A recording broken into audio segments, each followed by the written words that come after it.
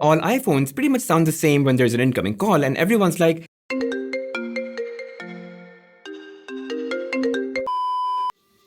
iPhone is weird. For example, if someone knows the unlock code of your iPhone, they can change your Apple ID password without knowing your current Apple ID password. And with that, they can lock you out of your own Apple ID. It can access all of your data on your iCloud and have access to all your saved passwords on your keychain. And I used to think Apple is very safe. Now, there is a way around it, but that is even weirder. So you can go into your settings, then into screen time, and then into content and privacy restrictions. And then within this setting, you have to scroll all the way down to account changes and set that to don't allow. And so what's weird is that someone can change your ID and password, but to change that setting, you have to go into screen time. Okay, next. So on the iPhone, I should either get bombarded with all notifications from an app or none. There's no in between. Actually, let me give you a couple of examples. So here's a grocery delivery app. It says, UFOs are real. Tap to know more. A food delivery app says, Karan, pause your work and have lunch first. Amazon here says, go back to your favorite styles and shop them on Amazon. I mean, look, these are important apps for me when something is getting delivered. But I can't just turn off the notifications because then I don't get delivery notifications, which are critical. But all this promotional stuff is just... Like, on Android, I could just turn off specific kinds of notifications and only keep the critical ones to come in. And so on the iPhone, it's either all in or all out. I mean, come on, Apple, it's 2023. If Android can do it, so can you. Now, let's say your phone is on normal notification mode and you get an incoming notification, you get this sound. Okay, good. Now, let's say I'm getting an incoming call, all right? So I'm just gonna pick it up, all right? And I'm gonna be on a call. Now, if I get a notification, it's actually going to ring in my ear, just like that. So let's say I ignore it, I go back to my regular phone call, and if I keep getting notifications, you see that? That is weird. And so you see, it kept buzzing in my ear while I was on the call. Now, sure, you could go ahead, while you're on the call, switch it to mute and then go back on the call, and then you can switch it back to ring. That is if you remember to. But the point is, you shouldn't have to. Now look guys, I'm not saying that there aren't ways around to fix this, but it's just weird that something so basic isn't baked into iPhone already. Next.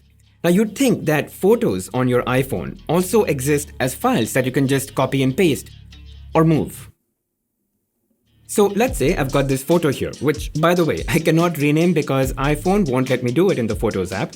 And it's fair to think that this is also a file on your iPhone. So you go into the file manager only to realize there is no photo that ever exists as a file on your phone, unless you save it as a file yourself on the phone, which is basically you click on the more options and then you save it as a file, and that then goes into your file manager. Now, you might think why I might want to do that. Well, sometimes you just want to send the original file so that it is not compressed or that the quality does not suffer. But the fact that you have to jump through so many hoops to get it done on the iPhone is weird. Okay, here's another weird one. So let's say you're getting an incoming call on WhatsApp on your iPhone and you answer that, and then you get a normal incoming call. If you answer the normal incoming call, it will end your ongoing WhatsApp call, and there's nothing you can do about it. Like see, on Android, if you're on a WhatsApp call and you get a normal incoming phone call, when you answer that normal call, it just puts your WhatsApp call on hold. And once you're done speaking, it resumes your WhatsApp call. Now look, I know a lot of you are going to say that this is a WhatsApp issue, not an iPhone issue. But the point is, as an iPhone user, this is something that you'll have to face, and it's weird. And speaking of calls, you can't set a custom ringtone on the iPhone. Like if you go into your sound settings and then ringtones, you've got a list of really bad ringtones to choose from. And that's a big reason why all iPhones pretty much sound the same when there's an incoming call and everyone's like, is that my phone ringing? And hey, if you do want to change your ringtone, you could by purchasing them, obviously. Now, to be completely fair, there is a complex process that you can go through by using GarageBand and then, making a sound that can be set as a custom ringtone. But let's face it, most of us are never going to go through that process. Now, the iPhone settings are a complete mess. So let's say I've got my camera open here and I want to activate the grid. Guess what? I can't do that from the camera app. I have to go to settings, then into camera, and then activate that here. And this inefficient behavior actually holds true for all native iOS apps. There are just no settings within the app. You have to go into settings to access their setting. On Android, all apps have their settings built right into the app, which makes perfect sense. Because that's when you actually need to access the settings of an app the most. But on the iPhone,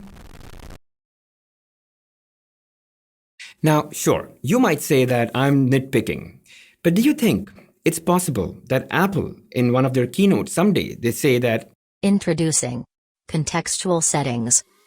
Now, I want to talk about the dialer. So first of all, when you punch in a number, you can't go in between numbers. If you make one error here, you'll have to delete all the way and then retype. Now on Android, there's T9 dialing, so you can just tap letters that correspond to a name and you can immediately get a list of people that match that name. But on iOS, there is nothing like that. There is no T9 dialing.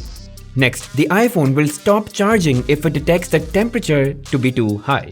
Now, I understand this is done in order to increase or prolong the battery longevity, but hang on, if you're someone who's on the road all the time, you would prefer to have 100% every day on your phone than you would with 80% of battery that goes on for 4 years. And so I think that control should be with the user. I should be able to decide whether I want to limit at 80% and prolong battery, or do I want 100% and I don't care about battery. Should be my decision. And so yeah, guys, as an Android and an iOS user, I do find some of these things in iOS quite weird. And if you do ask users of Android, they'll tell you how genuine these problems could be. Anyway, I really hope you guys enjoyed watching this video. And if you did, make sure you hit that like button, subscribe to the channel, hit that bell notification icon, and mark all. Really helps the channel grow. I'll see you guys in the next one.